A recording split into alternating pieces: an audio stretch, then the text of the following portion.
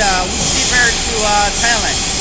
Now I introduce you the blade sharpener to you. This is the machine.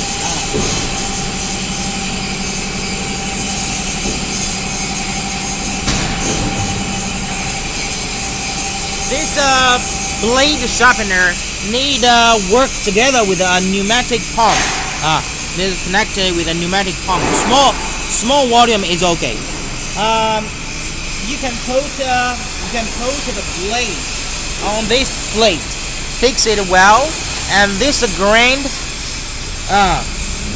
This disc grind part will sharpen the blade.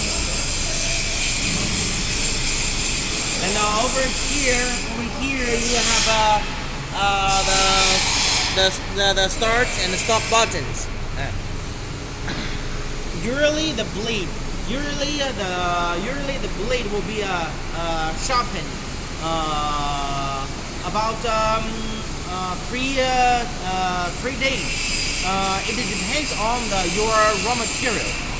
For example, if your wood material is very hard, you need a blade. You need to sharpen the blade about one shift work about every 8 hours, or 2 days, or 3 days, depends on different raw material. Okay, thank you.